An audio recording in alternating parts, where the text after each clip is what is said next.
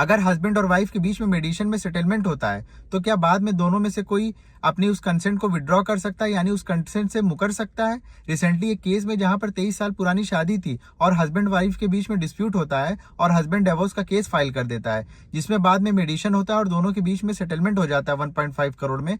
और उस सेटलमेंट में यह भी तय होता है कि जो वाइफ की कार के पैसा है 14 लाख, वो भी हस्बैंड वाइफ को पे करेगा और प्लस उसकी ज्वेलरी भी रिटर्न करेगा।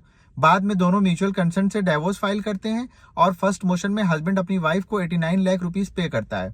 सेकेंड मोशन में वाइफ अपनी कंसेंट को विड्रॉ कर लेती है और डोमेस्टिक वायलेंस का केस अपने हस्बैंड के अगेंस्ट फाइल कर देती है। फिर यह मामला सुप्रीम कोर्ट पहुंचता है, जिसमें वाइफ का ये सबमिशन रहता है कि उसने अपनी कंसेंट को इस वजह से विड्रॉ किया क्योंकि उसके और उसके हस्बैंड के बीच में आउटसाइड ऑफ कोर्ट ये तय हुआ था कि वो उसको 120 करोड़ का गोल्ड और 50 करोड़ का गोल्ड का बिस्किट देगा, और उसने ये सेटलमेंट कोर्ट के बाहर इस वजह से किया ताकि वो टैक्स से बच सके। जिसमें ऑनरेबल सुप्रीम कोर्ट ये कहती है कि इस तरह अगर पार्टियां मीडिएशन में सेटलमेंट करके उस सेटलमेंट से बैकआउट करेंगी तो फिर मीडिएशन की कोई वैल्यू नहीं रह जाएगी।